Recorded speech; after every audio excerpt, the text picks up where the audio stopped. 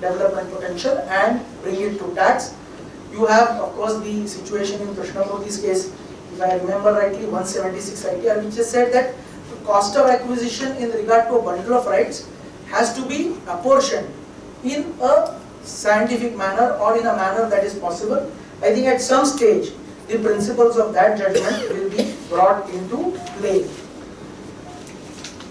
As I said, TDR I covered, redevelopment issues, qua society, facilities by way of community garden, etc. and corpus fund, because a society normally receives a corpus fund from the developer.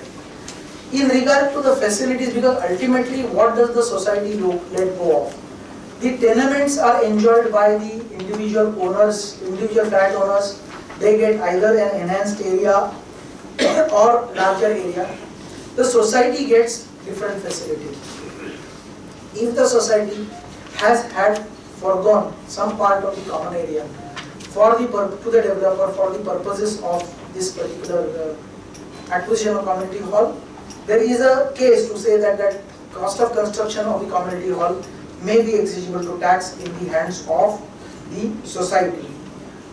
Corpus fund, there are two views. There is a case to urge that that corpus fund in the hands of the society may not be exigible to tax, because that is possible to take care of a subsequent situation of an enhanced municipal tax, not necessarily resulted with, not necessarily having nexus with the transfer. So maybe the corpus fund can escape.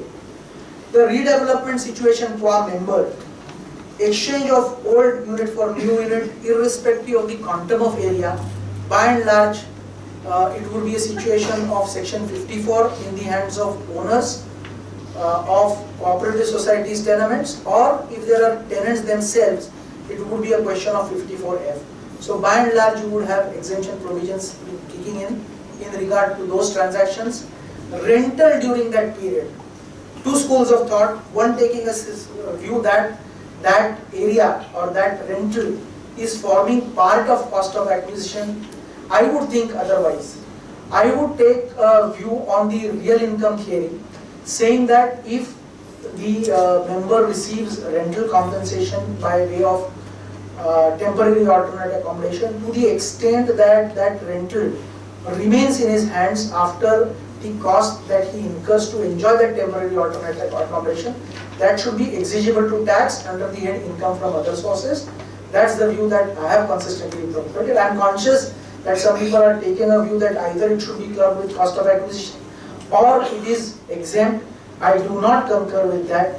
As I said, I take a view that on the real income theory, what remains in the hands of the flat owner or the tenant should be the subject matter of tax. Monetary compensation for inconvenience. People rely on 2 or 3 tribunal judgments saying that there is inconvenience caused and therefore large sums of money are being claimed as exempt as capital receipt.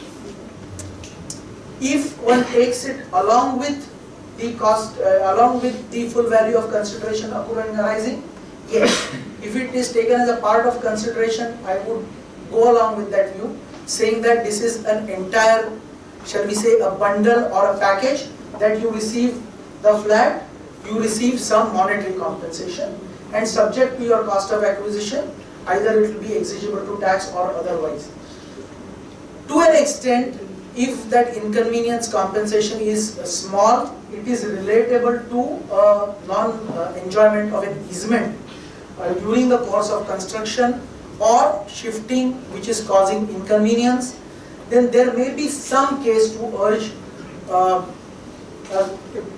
capital receipt. But I would take a view that suppose you receive 2 lakhs, 3 lakhs, I appreciate, but if you are going to receive 75 lakhs, by no stretch of imagination I think it can be called convenience. Let's face reality.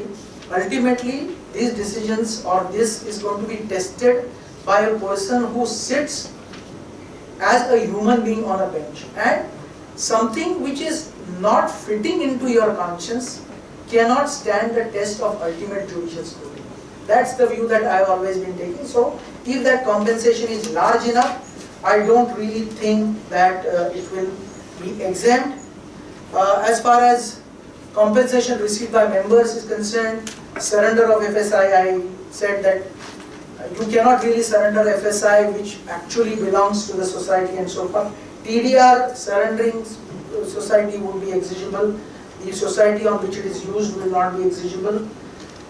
In case of permit, yeah, I've covered all that. I think I've exceeded my time by around 5 minutes or so. I see that Gautam has already arrived. You are more interested in looking at shares and securities on capital gains, which is an everyday issue. Thank you, ladies and gentlemen, for a very patient hearing. Thanks again.